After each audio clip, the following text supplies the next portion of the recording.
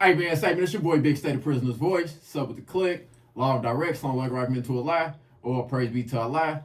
Peace bless be upon the interview. Run it back.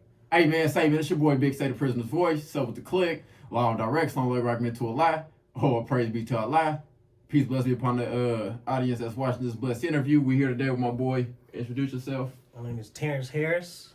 Okay, and we're gonna be talking about how you grew up, what you went through when you grew up, you know, your experiences with the criminal justice system, anything that you could teach anyone. But let's start off about, you know, how you grew up and where you grew up at and where you was born and raised at. Yeah, I was born and raised in Sacramento.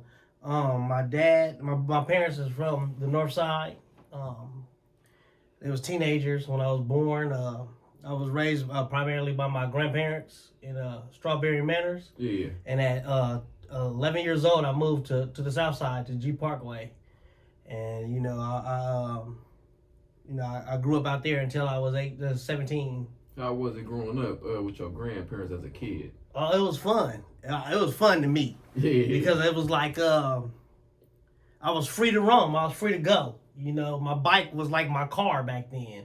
You know, I can go all over the neighborhood. I grew up in the neighborhood with a bunch of kids my age. You know, sports was, if you didn't play sports, you might as well not even come outside.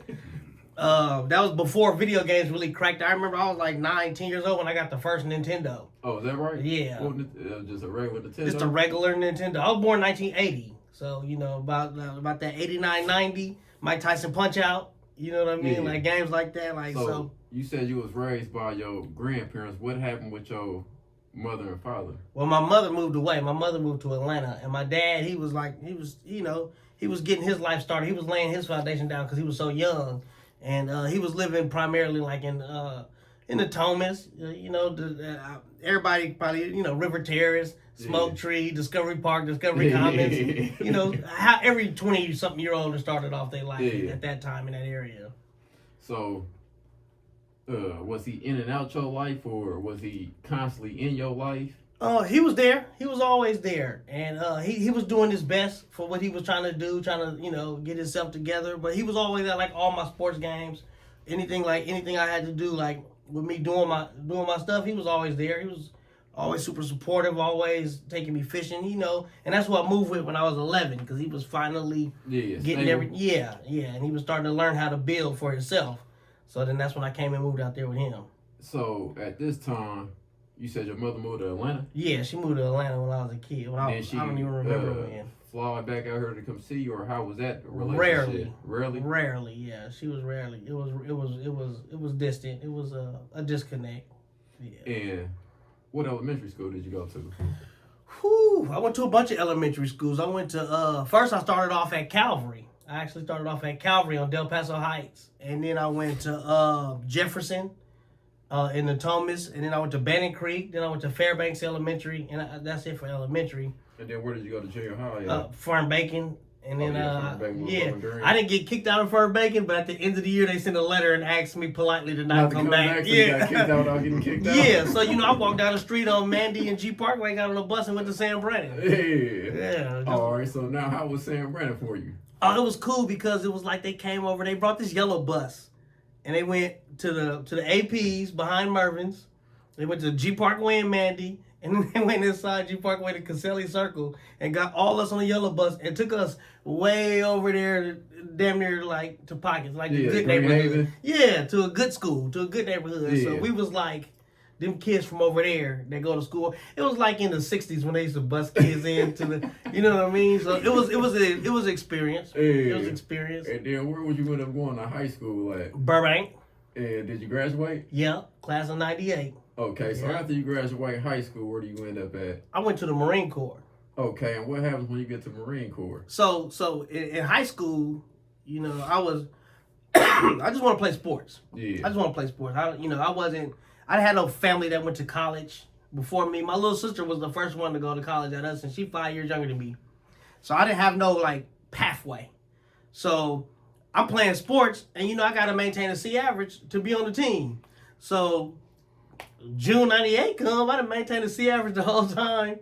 Here I go walking across the stage. I don't have no plans. Didn't take the SATs. Didn't know nothing about no college. I wasn't finna be working at McDonald's. Wasn't finna be the dude sitting on my couch. So one day I hit up the recruiter office and I walked past the Army, the Navy, and the Air Force and went straight to the Marine building. Why did you walk past all them? Because, man, you know what the Marines represent. The Marines is the first in, the last out, the hard chargers, the ones that their whole mission is just forward and fire. Oh, is that right? Oh, definitely. So, well, that's what, that's the image that was presented to me. And so I went straight to the Marines office. I walked in there, they in there kicking it. They got the pull-up bar. They in there doing pull-ups. Like, how old you? Get up here, let's see what you can do. Yeah. I jump up there, bang out like 23 real quick, and they're like, oh, hyping me up. Yeah. So I ended up going to the Marine Corps, man. And what was your experience in the Marine Corps? It was cool. I wish I could have done it more mature, later on in life, more mature. I was 17 when I went. I had to get mommy and daddy permission slip signed. I graduated high school, at 17. And I didn't do nothing. I did it all wrong. I went in there partying, drinking, fighting, cutting up. I took the hood with me to all everywhere I ever went. Yeah. That was my mentality at that time was, this is who I am, this is where I come from, this is what I bring with me. Yeah. So I cut up, acted a fool, party, kicked it. So how long was you be in the Marine Corps for? And was 3 you ever years. Deployed or? I went all around all kind of other places, but there was no war at the time. Where did you go? Man, everywhere.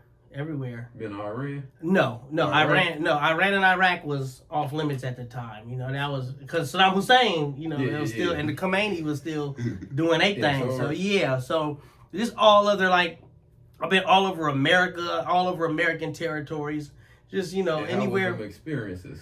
What was you say the most profound place that you've been to during the Marine Corps? The most profound place. Okinawa is special. Wow. Because you know how they have the image that everybody around the world don't like black people, American black people. Yeah. But go to Okinawa and you'll quickly find out that that's not true. Go to Perth, Australia, and you'll quickly find out that that's not true. Mainland Japan, like back then, the Brat and Snoop Dogg was like the biggest thing in the world. So they was out there with their hair twisted up in braids and they like makeup on their skin and look dark. It was just like crazy. It was insane. So bam, you in the Marine Corps. You do what? How long you do again? 3 years. You do 3 years in the Marine Corps. Now you back home. What goes on? So I got kicked out because I'm partying, drinking, kicking it, start smoking weed. You know what I mean? Knowing that they do drug tests, and I got kicked out. So I come home, and my family had moved to Elk Grove at the time. They trying to build their little life up and stuff. So I'm out there, but like my only connection to anything that I remembered was at home. So I come back to the hood, to the community, and start building bonds back with my old friends and everything was good until it just slowly descended into nonsense, into chaos. And then what happens when chaos erupts? So I, as you know, my best friend Zachary Savage, he killed he went to the Marines too. He killed himself in the Marines. He hung himself, and that broke me. That broke me because that was my best friend, but we was like brothers. Like we could read each other's minds. Like we made each other laugh. Like everything we just did, had that connection. We just had that connection. It just was like, that was my 100% best friend, and it just like emotionally broke me. I felt alone, and I got involved with people who I shouldn't even get involved with. I feel like they should remain nameless. Yeah, exactly. And long story short, a murder occurred. I was arrested, and I was charged with first-degree murder and eventually sentenced to 50 years to life in prison. So did you take a deal for 50 years or did you go to trial? I did not take a deal. I went to trial. And how long would you be fighting your case for? 2 years. So you fight your case for 2 years. I'm taking it you end up getting convicted of murder. First-degree murder. First-degree murder. And then you give him 50 years of life. Yep. So where do you end up at for reception? Tracy. I went to Tracy. Dual Vocational Institute. Yeah, I went to Tracy. And I was in one of the halls, East Hall and West Hall. I can't remember which one. And I was in one of the halls for 45 days.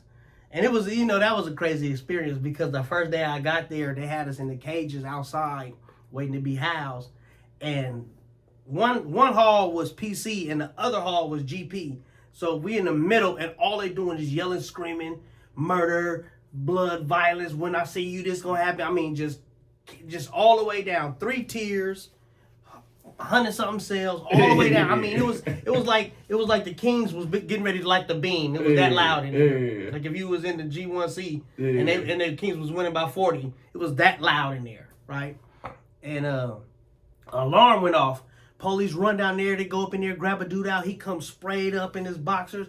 We gonna let the dogs out tonight. We gonna let the motherfucking dogs out tonight. We gonna let the dogs out. And this motherfucker start barking at the building. Bulldog. No, he was black. He wasn't a bulldog? No, he started barking at the building, and the whole motherfucking building started barking back.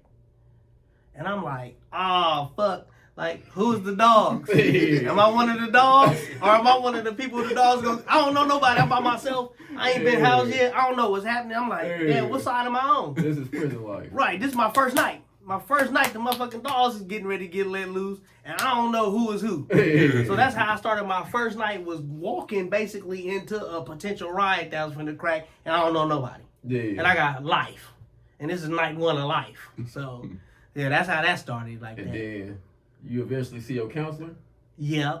Well, can you explain what a counselor is? A counselor is a sergeant who got the weekends off. He just a dude who got a job, who do paperwork. He got permanent weekends off. So it's like a probation officer, a PO. Or worse. Yeah. Because they don't care. They don't counsel. When you talk to your counselor, what do he or she say to, or him say to you? Honestly, I'm gonna keep it real with you, bro. That was 2004. Yeah. I don't remember. Well, you don't remember what prison they told you? I do remember that. That's what I mean. Like, Yes. what prison did they say you was going to, and what level? So as we walking, going to yard, going to chow and everything, I'm hearing all the stories from all these cats that have been to prison before, and I'm hearing all these names being thrown out, and I'm hearing about all these stories, and I keep hearing about this one prison called High Desert. And I'm hearing High Desert, and I felt it in my heart. I knew I was going to High Desert, and that's exactly where I went. So now, how old is you when you get to High Desert?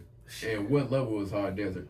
Or what level was you on? I was 22 or 23. Yeah. And I went to B yard. It was still an active yard at that time, level 4, 270 in 2004. And then how long would you be on that yard for? From 2004 to I think it was 2007 when they shut it down. They turned that into a PC yard, and they sent me to C yard. Yeah. They transferred damn near everybody out of the whole entire institution, of the whole entire B yard. And I'm seeing people go to the counselor in they cells like this and come around. Then they skipped over my cell and me and like 3 other cells and went around like, damn. Maybe they're gonna get me tomorrow. And they sent me to C yard, and I was on C yard for 4 years. I was at High Desert a total of 7 years. Yeah, so you ended up on C yard. What building was you in? First I was in 6. I think I was in building 6. I was on C upper. Yeah. Yeah, and then I ended up eventually moving to 5, but I was on 6 at first. What was your experience in High Desert, level 4? Was it a 270 or 180? BR was a 270. No, CR 180. Okay, so how was it transitioning from a 270 to a 180? Was it any difference? Yeah, it was absolutely different. Not just the way the building was designed and like the security level, how the doors in between the tiers was. Yeah. I mean, in the sections. Doors. Yeah, the section doors. But it was like, it was a tighter racial unity. On B yard, it was a little bit more open. So you had the Bloods, the Crips, the Bay. Were you involved in any racial riots on B yard? Nah, it was 2 race riots while I was there, Yeah. but I was on LOP because I was hella bad. So they wouldn't let me out the cell. I lost a program. I kept getting write-ups. Yeah. So the 2 that happened, You missed. I missed both of them. So. One was the Asians and the blacks were started over a shower, and the other one was the blacks and the northerners, and that started over a shower. Yeah, the Asians and the blacks started over a shower. It was in one of the buildings. You know how that goes. Yeah. And then the northerners and the blacks started because some J-Cat was selling oil and wanted his money back and didn't want the oil and got it cracking. Yeah. The first thing was supposed to be squashed, but that was strategy. Made everybody calm down, and they ran it back on Saturday. on the yard when they knew it was just A1A and it wasn't gonna be that many people out there. And that was what is A1A for the people. A1A is when you like work status, like when you got a job, like work status. They get more privilege. Back then they used to get more privileges. Yeah. So now that you on the 180, it's more racial unity. How does doing time on the 180 affect you? Was it always like a lot of yard program or what? Nah. It was always a lot of you think you about to get yard until it gets shut down. And it was just like the tighter racial unity. Like instead of like the blacks being like the Crips over here, the Bloods over here, the Bay over here, it was like this is our bars, this is where we work out. Everybody kind of, because at any moment something can go up and it's most likely not going to be Bloods and Crips or Bloods and Bay. It's most likely going to be a race thing. Why is that? It's just war. When you get in war in them tight confined spaces and your back is to the wall. No, I'm saying why would it most likely be not between the Bloods and the Crips and be more like on a racial thing? Well, because of numbers, because of pure numbers. People usually try to solve any problems they can that come up in between groups to make sure the numbers stay up and make sure that if it go big with them, we all right. Yeah. So and then it builds bonds and it builds like a little bit more of a trust. But not only that, between groups. It teaches you how to think on a bigger level, would you say? Because now you ain't worried about your own kind, you worried about a whole nother racial group. Absolutely, and that's one of the things that I really appreciated about level 4s is, where is your mind at? What are you doing for your brain? Yeah. How are you feeding yourself here? You can go out on the yard and do a million burpees, but what books you got in there on your shelf? Yeah. So you use your time educating yourself. Absolutely. I remember like when I was going to trial and my dad came up to visit me and he was like, hey, if this all go bad and you do have to go to prison, why don't you just go up in there and do like Malcolm X? Yeah. Why don't you just go up in there and educate yourself to the fullest and come back better? Yeah. And that at the time I was like, I ain't finna lose no trial. Yeah. Like I didn't want to feel like I didn't want to feel lost. So I heard him, but it didn't mean nothing to me till I was in that position. Then that voice was ringing in my ear, and that's exactly what I did. He definitely planted the seed. So what was some of the worst things you seen while you was on this level 4 180 as far as like violence?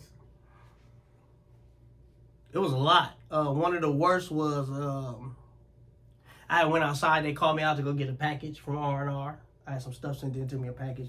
And I was standing in there waiting to go get some stuff from R&R, and I walked over to the basketball court.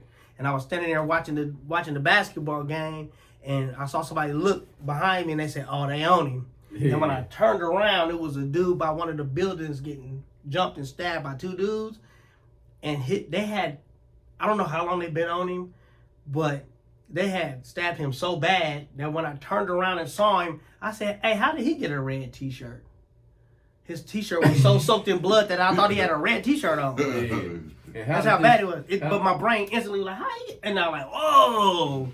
And it was just bad. How did that shape your mind, seeing all this violence in prison and you trying to educate yourself? How did this affect you? That's an interesting question because it's so many layers to that. Just being desensitized to violence.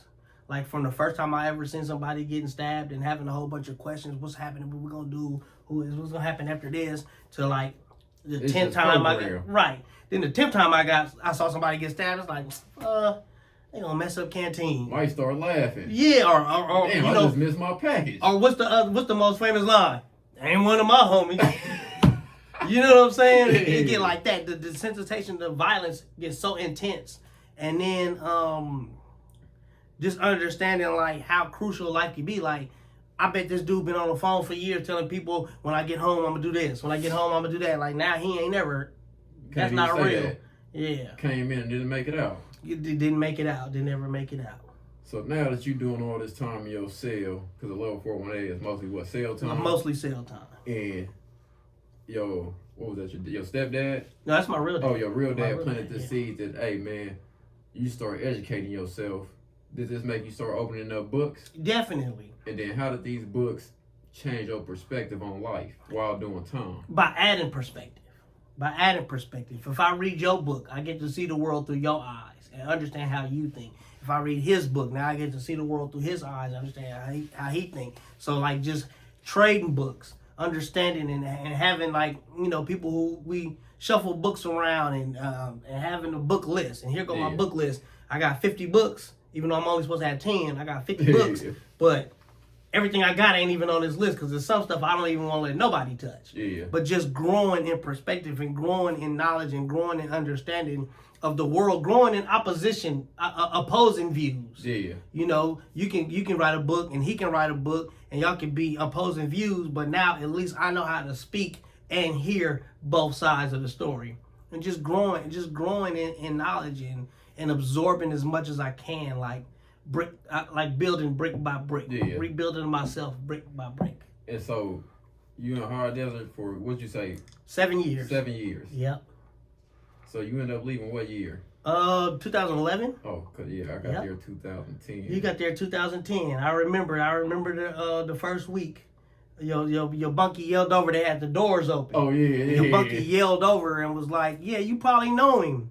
You probably know him." And I was like, "Who is it?" And he said your name. And I was like, "I can't remember." Then he's like, "You probably know his mom or his uncle."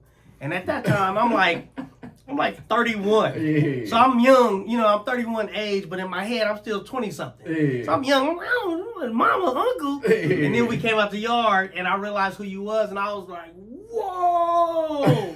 Cause I remember when you was little, when you was real, you and your brothers, when y'all was little like this. You know what I'm saying? So it like, that really like blew my mind. That really added perspective to who I am as a man at that point. Because the image of who I thought I was, that bubble got popped. That's one of the times the bubble got popped in reality by understanding how much time had really elapsed by seeing you again. At this time, how much time had elapsed during your whole incarceration? When you came to High Desert, that was like 6 years. When you first went to jail. Yeah. Until 2010, 2011. Years. So 8 years. Yeah. So after we meet, a year later, you ended up transferring out to where? I went to Corcoran because I was always 270. I was never 180. Yeah. So when they opened up that 270 on Corcoran for level 4s, they've sent people from Folsom to Tehachapi, High Desert, and it was one more place I can't remember. But they sent all of us to Corcoran to a yard they opened up. And how long would you end up doing that Corcoran? Just 1 year. I was there from March to March. And then where would you go after that? Lancaster. Okay, and how was your experience in Lancaster? Lancaster was wide open. It was crazy. And I thought because there wasn't that many Sacramento dudes, you know, that was on Corcoran, that we was going to go down there to L.A. County and we was going to be odd man out. But, you know, they had their own stuff going on and they didn't really trip on us. Yeah. And Lancaster was way too wide open. Level 4, level 3? Level 4. And then did you eventually make your way down? Yeah, after that I went to Salinas Valley. And by this time, I had, like, learned how to kind of, like, separate myself and, like, do me. Yeah. Which is one of the hardest things in prison to do is just to do you. Yeah. I had learned how to be my own individual. Because I was go to the tables and stuff and go, you know, at yards. And people will be talking about the same stuff over and over and over again. Yeah. You know, gang violence, people getting beat up in prison. Just the same stories over and over. And, like, I've been up in the cell, you know, like you said, it's a lot of cell time. I've been up in the cell reading 8 hours a day. I put my headphones on, put my music on, put my TV on Univision, and get my books out, and I would read 8 hours a day. I would read all day. So, and I would be flying through these books. So now I go out to yard, and I want to talk about that. Yeah. And I want to talk about the theory of relativity, or I want to talk about, you know, something I done read, some psychology or some philosophy, and I come out here and y'all telling the same story y'all was telling a month and a half ago when we was before lockdown. Yeah. So I say, you know what? If I want to be here with y'all, I gotta be like y'all. Y'all ain't never gonna be like me. Yeah. That's not cool. If we gonna be cool, we're gonna have to share commonalities. Yeah. If I gotta just be like you to be around you, I don't want to be around you. So I went to the basketball court on the side by the fence. I started working out every single day, every yard by myself. I didn't say goodbye. Hey homies, I love y'all. I didn't put my flag down. I didn't do none of that. I just never went over there again. Yeah. So then you end up at Salinas. Yeah. That was at Salinas Valley. Yeah. What level was that? 4. A level 4? Yeah. So what happens after you leave Salinas Valley? So all this time my points is dropping because I'm staying out the way, staying out the mess, ain't getting no write-ups. You know, I'm doing good. So counselor called me in the office and was like, "Hey Harris, you a level 3, congratulations." Because you know, like on level 4, that's kind of like a big thing. That's a big deal. Right. And I'm like, yep. And he's like, where you want to go? And I'm like, anywhere close to Sacramento. And so they like, where? And I'm like, Solano. Yeah. So they type in Solano. And he said, okay, what's your second choice? I'm like, I don't know. And he like, where? Where you want to go? I'm like, anywhere close to Sacramento. He's like, I don't know. And I'm in my mind, I know this fool got a map of California with all the prisons on the other side of his door. Yeah. Like every single counselor in California. Yeah. But I ain't trying to get it in no, you know how it is. I ain't trying to get in no argument. I ain't trying to fuck minds off. Yeah. Right? So I'm like, I don't know. Vacaville. And he like, oh, you can't go there, blah, blah, blah, blah. Then he type, like, oh, no, they need workers and blah, blah, blah. Yeah, you can. I'm like, all right. So I go back to the cell. My bunkie been up for transfer for 3 years. I mean, for 1 year for level 3. My bunkie been up for transfer for 1 year to go to level 3. Oh, so I'm going to kick back. I'm going to get comfortable, right? So about 2 months later, we on lockdown again. They calling out people named the Transpac, and they like, and Harris. I'm like, ooh, yeah. I'm like, ooh. Bunkie looking at you crazy as a motherfucker. Yeah, he like, what? What you got going on? Yeah, he been there a year. So I get all my stuff, take it down. The CO go through my stuff. He, do all the inventory. And I'm just waiting. I say, hey, where am I going? And he gets the paper. He like, CMF. I'm like, man, what is that? He's like, I don't know. And then everybody in the sales, they watch it because we in the day room, right there at the table, because we was on lockdown. And so I'm like, I don't know. They said, I'm going to CMF. And they're like, oh, bro, that's Vacaville.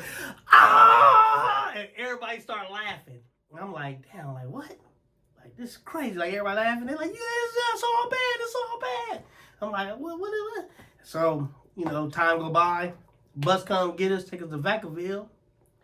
And it was a chaos. It was a circus. Yeah. It was constantly moving, hella crazy, all kind of stuff. It was like, at first, it was a hard adjustment. Coming off of level 4, where it's strict rules, politics, and everything else, and going to this place where it's just like, it's like being in the wild. It's like being in the zoo for 12 years and then getting reintroduced to the wild. Yeah.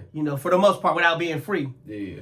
And I'm glad that I had the period of time I had to learn how to just do me. Yeah. Because when I got there, I just was focused on, I was just happy to be close to Sacramento. Yeah. I was happy that people who love me could come visit me fast. I was happy that my family could come every weekend. Yeah. I was happy that people who could never come see me can now start coming to see me. So I'm 'Cause good. I had access to you. Yeah. It was closer. And it was cracking. Yeah. And I got a phone for like $400 and everything. So I took the bitter with the sweet at the time. You know what I'm saying? Right? Made a good situation out of chaotic situation. Absolutely. And I was doing my thing, and one day I was walking the track, and this big old giant Arabic dude, named Jamal El Karaki, he called me over. He said, T, come here. I walked over there. What's up? He was like, hey, you know what? I really like who you are as a person. He's like, because you always find a way to talk about your family. Like, everybody, you don't talk about dope, gangs, you don't talk about guns. Like, every time we be talking, you find a way to... I like that about you. He said, but what I don't understand is, how come you love prison more than you love your family? Yeah. What made you say that? I got so mad, right, that I started laughing. And I'm like, what you mean? He's like, I ain't no judge, no jury, no police or nothing. But I know what you doing around here, and I know you ain't getting caught. He was like, and I done did all of it. So, I recognize that. And he was like, but if you get caught doing any of that, it's going to make it impossible or almost impossible for you to ever go home. Yeah. And he was like, so that's what I'm saying. If you really loved your family like how you be acting, you'll do everything you can to go home and you'll do nothing to stay. Yeah. But instead, you doing everything to stay and nothing to go home. So why do you love prison more than you love your family? Yeah. And for the first time ever in my adult life, I looked another grown man in the eyes and said, I don't know what I'm supposed to do. And he was like, oh, just come to the MacRep office tomorrow when you get off work and blah, blah, blah, blah, blah. I'm like, all right. So I go up there, introduce me to these dudes. These dudes start signing me up for groups right away. I'm trying to kick it in the day room. I ain't never had all day out of the cell, all day day room, all day. I ain't never had that. Yeah. So I'm kicking it. And they signing me up for groups. I'm like, they taking my free time, right? And so I start going to these groups, man. I start participating and I start like raising my hand and asking questions. And people wanted me to become part of the group and come help facilitate and come help teach. And at that time, I didn't feel like no person who do that kind of stuff. But I just started just doing it because I just like to hear them talk. I like to hear the wisdom. I like to hear the game. I like to hear them, how eloquent they was when they speak. I like to hear this thing I ain't never heard of before called insight. Yeah. I like to hear all this kind of, What was this insight? Insight is, the truth of the matter of things as they are and unseen. Like, the insight, the deep delve into why. Yeah. So you started figuring out your why. Why did this happen? Yeah, and why am I the way I am? Why do I react the way I am? Why do I love what I love? Why do I hate what I hate? So you started figuring out yourself. Exactly. By being around this tight little group of people who was helping everybody else in the prison. Excuse me. I started becoming one of them. And then they start leaving. Yeah. And on level 4, I ain't never seen nobody go home. Yeah. I seen probably, in the first 12 years, I seen probably 4 people go home. Yeah. Here I get here, man, lifers is walking out the door. So did that motivate you? Absolutely. Because at that moment, I saw it was a line going deeper into prison and a line going out of prison. So would you stay at Vacaville or would you be transferred again? I stayed there for 9 years. And then you went home? Or? I stayed there for 9 years, built myself up. I was the chairman of the MAC reps. I was the lead facilitator of all the groups on this and that. And I'm just like, whatever opportunity get put in front of me, I'm taking. Yeah. It's a blessing. This came to me for a reason. I accept it, and I just built myself up. So you said you had 50 years. Yeah, I had 50 years to life. Did you have a parole date? Yeah. A parole board date? Yeah, 2052. And then what changes that? So, COVID. I was still a MAC rep and doing things in COVID and helping run. They put us in tents. We had a tent city. I made sure tent city was all the way tight. Yeah. I mean, we was fighting. We made sure we had stuff that we didn't even deserve. Yeah. We had the big screen TVs in there with the DVDs from family visits, and we was getting ice water in our Cambrios every day. Like, we was out there really living better than we. It was nice to be outside too. It was nice to not be in concrete and steel. So I was put up for when 1170 came out. What's 1170? Of resentencing.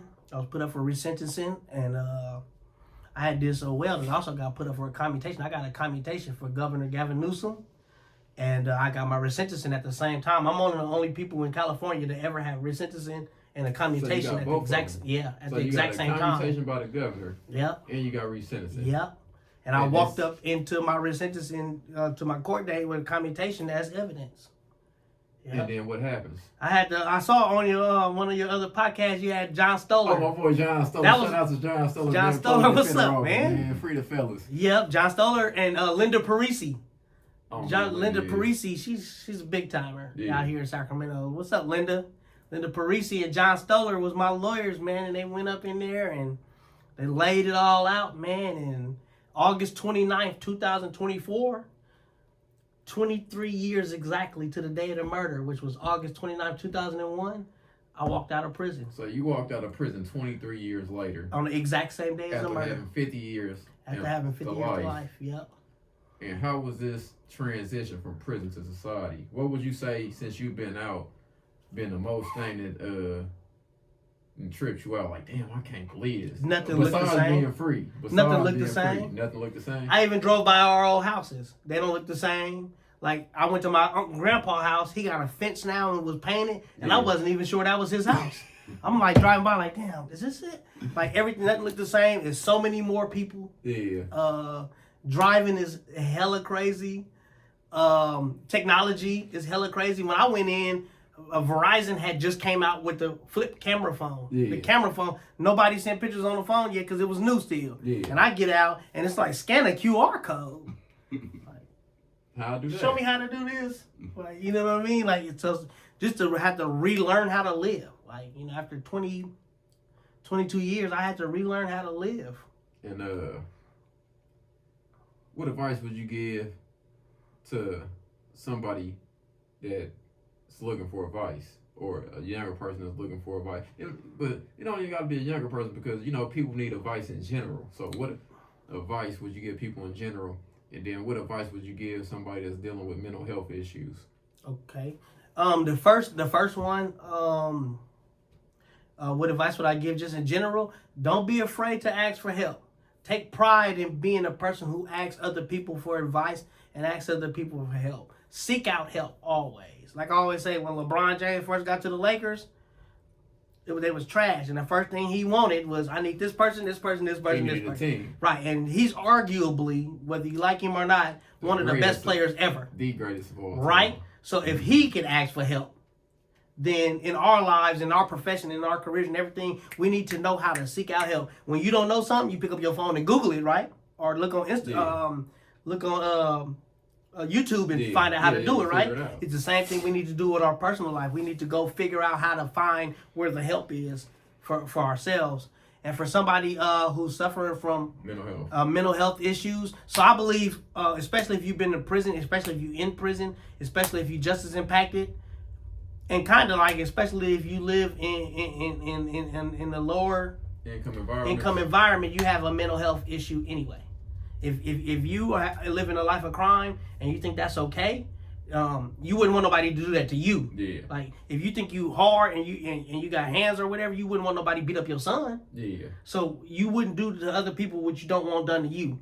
So if you live in a life where you do things in that kind of environment, that's an unhealthy mentality. Yeah. If you live in a world where getting over on people and being slick is cool, that's an unhealthy mentality. Yeah. Because you wouldn't want nobody to do that to you. So if you have an unhealthy mentality, you have a mental health issue. So there's so many people that's undiagnosed with mental health issues. So what would you advise them to My seek advice counsel? is to seek counseling and find like-minded people who are trying to do better in life and start to unpeel your onion and find out why you are the way you are and who you really want to be. And when it's all said and done, what you want your legacy to be? When it's all said and done, what I want my legacy to be, I want at least something I said or something I've done good for somebody else to do that for another person. See, usually on the A-Man Say Pat Man podcast, we usually ask about the best rappers, but I know you ain't into the culture like that, right? Yeah, still, it ain't changed. But I do love them though. Best top 5 books you read. Best top 5 books I've read. Whoa, that ain't fair. Outwitting the Devil, Napoleon Hill. Blacked Out Through Whitewash, Suzar. Message to the People, Marcus Garvey. 2 more. The Alchemist. Oh yeah, that's a good one. That's 4. And I'm gonna round it out with this is so difficult. I'm gonna go ahead and say, because what's happening now with all this alien stuff and alien technology and all these videos they got coming out, Behold the Pale Horse. Oh, Behold the Pale Horse. Yeah, because he said it. And now you seeing it. And now you seeing it, so it's like, back when I was reading, I was like, I don't know about that. But then they showed a video and I'm like, wow, he said that like 30 years ago. I ain't gonna lie, top 5, I got Nelson Mandela. Yeah, Long Walk to Freedom. Long Walk to Freedom. Yeah, and then Malcolm X. It was a long walk to freedom. 2, I got Brother Malcolm. Yeah. 3, George Jackson, Soledad Brothers. Soledad Brothers, yeah. 4,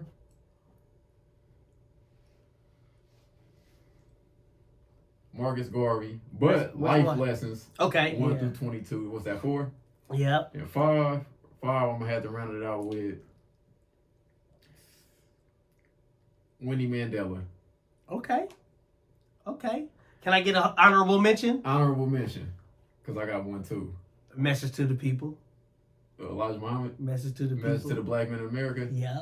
Message to the Black Men in America. Elijah 6, Muhammad. Yeah. I'm gonna have to go with Assata Shakur. Oh, that's dope. The one that she got poems in each at the start of each chapter. Yeah. See, that's why it ain't fair. Amen, say man. Amen, say man.